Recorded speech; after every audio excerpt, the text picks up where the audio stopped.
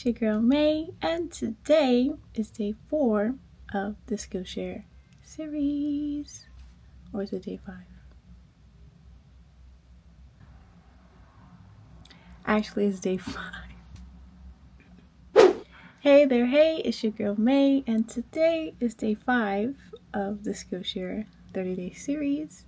So for today, I wanted to do this course that is artistic, but it's also about mindfulness, which I thought was really interesting. Using art in a way that's not just expressive, but it's also great for your brain and like being in the present moment, which is something that I struggle with. I think a lot of us struggle with that. It's like always like, what am I going to do later, or what am I going to do tomorrow, next week, etc. I think as humans, like what has kept us at the top of the food chain is the planning and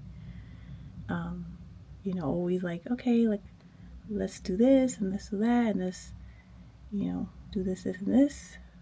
But now that we are in better spaces and we don't have to worry about lions and tigers and bears getting us unless you're in their environment, I think it's great to go back to being mindful and being present and focusing on, where you are and being grateful at the same time. Because I feel like a lot of people get overwhelmed because they're always thinking about the next thing and the next thing. And so I like that there is a course on Skillshare that is about mindfulness and being artistic. So we're going to try it out and see how it goes. So this course is called Drawing Patterns, 14 Days of Mindful Drawing for Self-Care. And the instructor is called Mel Rye.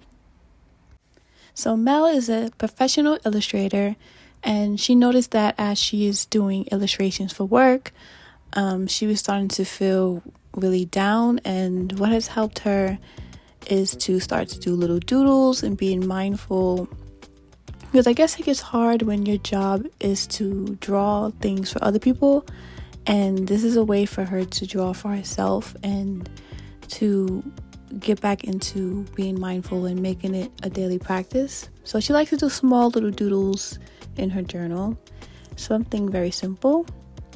And to start off, we have this little spiral, and it's called concentric, which I forgot what that means, but I think it's basically you draw the same shape, but you just keep drawing it bigger and bigger and bigger around it. And I like that it ends up looking like a tree ring. So that was cool. But you could do it with any shape, like a square or a triangle, and just keep, expanding it. It was just a little hard because I wanted to like make it perfect, but for this I tried to act as if I was actually using paper. So I tried not to undo and just act as if I just had a regular paper and pen. And the second one is random fill. So you just take a shape and you just fill the whole paper. I don't know why I chose like this semicircle. It looks like corn. Corn kernels. That was really hard for me. Like my wrist was starting to hurt. So I had to kind of like rotate my wrist a bit, which I'm not used to. So that took a long time, longer than I thought it would. Like I had to put on music in the background and kind of zone out. But I was surprised that I didn't want to quit. Like I actually wanted to fill up the whole page. Yeah, so this would be good like if you are traveling, or if you have kids, like, you don't always have to be watching something or playing a game. Sometimes doing something like this is also great because it calms you and it just gives you a little mini goalpost. Like, oh, I have to fill up this page. And it's not always consumption in electronics. Even though I'm drawing on my iPad, but I could do this with paper and pen. Yeah. So I like this one. I just put a little time lapse of the whole thing just to see it. And I also like that I learned how to create sort of a washi tape effect in Procreate, which I haven't seen before. So she likes to put washi tape on her paper so that, you know, she has a clean border. And so I was like, I can do that in Procreate if I just create another layer and alpha lock it. And so the background layer looks sort of like the washi tape, and you know, the alpha lock forces you to just draw on that layer. So the white part is the only part I can draw on. I can't draw on the yellow part. And so once I change the background color, it looks like I had tape on it, which is kind of cool.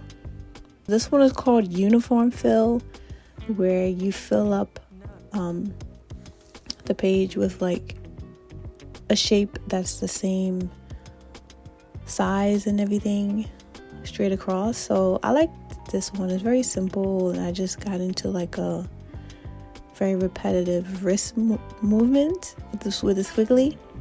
So I like that one. And the fourth one is to draw a shape and to fill it in. So I think she chose like a circle, but as she was talking, I got the idea to draw a heart and to fill in the inside like a tear shape, which is like an interesting kind of concept. But I just wish that I would have drew it a little bit bigger, because I started off really tiny and it took forever, and it looks kind of like scales. So I feel like if I drew it bigger, you could like recognize what it is from far away. So I might try to do that again. And everything's just black and white, because as you go in, she like starts to introduce the colors and stuff, but just the first few days is just black and white. So I just tried to follow what she was doing and not, you know, put my own colors. I wanted to put the tears blue, but I was like, let's just do it black and white and really try to just, you know, follow the way she wants it to. And then for the last one, it's called stripes. So you draw stripes, and then you draw shapes on top of the lines, and then you add onto it.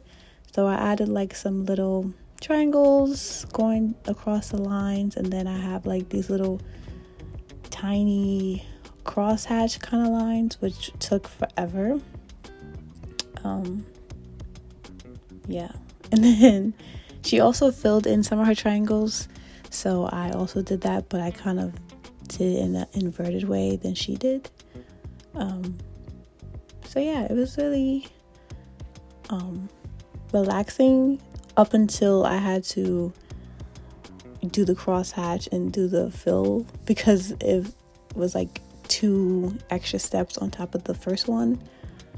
But I would definitely recommend this course if you are struggling with art block, or it's great for warming up. Like I could see when I started, it was very sloppy, and then as I kept going, you know, my hand got into a rhythm and it got better. So I definitely would recommend this for warm-ups and you know, getting used to drawing, you know, increasing your wrist muscle and stuff, because like my wrist was like cramping up a lot. Like, what are you doing? Like, yeah, I really like her calmness. Like, she likes to pause before she draws, and she gives you the option to draw with her or to just do your own thing. So I really like that she gives you a lot of inspiration ideas before you start, and she also demonstrates it, but you don't have to like,